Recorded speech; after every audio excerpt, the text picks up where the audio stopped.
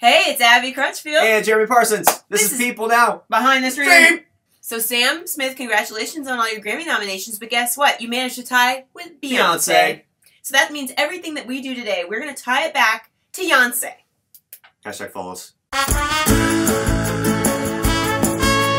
I just found out about the Sony hack. I'm sorry, but I'm behind the times. It's huge. It's crazy. Things keep coming out about this. And the most embarrassing thing this past week were comments, emails, communications that went back and forth between executives about some of the biggest stars that work with Sony, including Adam Sandler, Angelina Jolie, Kevin Hart.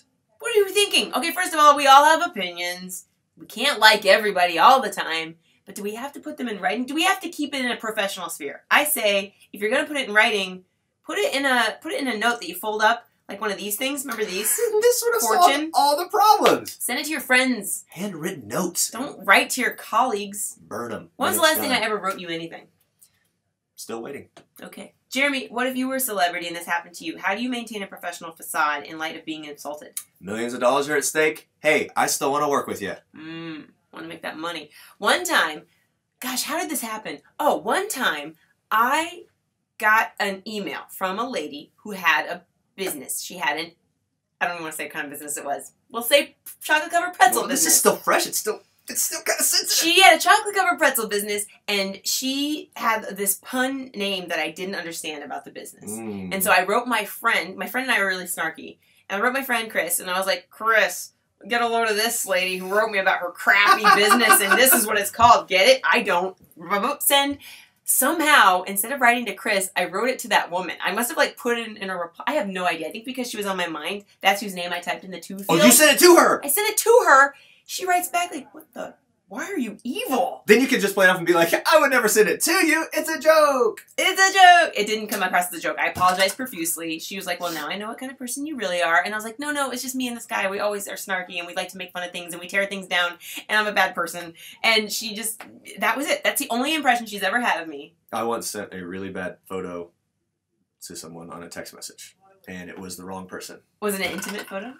It might have been. Oh, dear.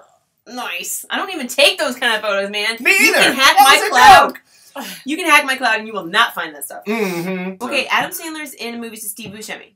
Steve Buscemi was in Boardwalk Empire. That's a TV thing. HBO. Which is HBO. Did On the Run tour. Oh!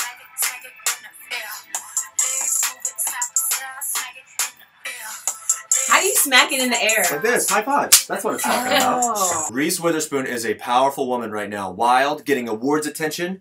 Legally blonde in one hand, you know, you look back, and now a full transformation into a role like this where she's getting a lot of legitimate, regard. Oh, we always knew she had it in her. She had it in her. I, in fact, I was late on the bandwagon for Legally Blonde. I thought, why is this intelligent woman playing such a ditz? And everybody's like, no, it's a modern day, I don't know, something. It was fun. It's a fun role. It was not the right time for me to see that movie. I have since watched it and appreciated it as a good piece of comedy. But the cool thing about her, she's also producing. She produced Gone Girl. She produced Gone Girl. And she's done it before. In Ring of Fire, the movie about Johnny Cash. Walk the Line.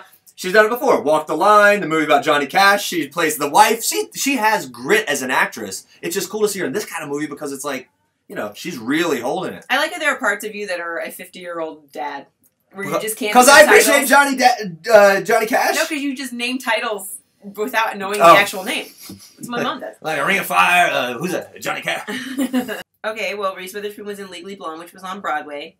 Dreamgirls is a Broadway show. Beyonce was in Dreamgirls. Oh, you're killing it with this. So we're talking. Mila Kunis looking so good post-baby. Congratulations on starting a family. However, I'm not interested in hearing about post-baby bodies from celebrities because look at Chris Pratt's amazing physical transformation. Look at Christian Bale's. Any actor, right. Any actor with money can have a post-anything body. It might not be an attainable standard by everyday regular people, but it is impressive nonetheless. You know what I'm most impressed by? The post-buffet body. Because that is a hard thing to achieve.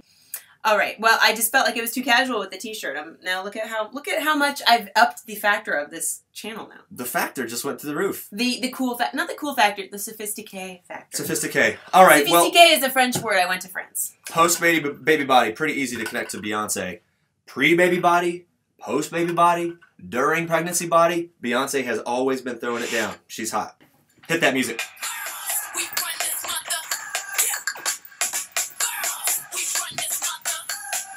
What other opinions are we going to share that we're not afraid to say? What other questions do you have for us? What other blazers am I going to put on? What other plaid shirt do I have? We don't know, but we'll find out next week. Subscribe to the channel and reply in the comments. Let us know what you think.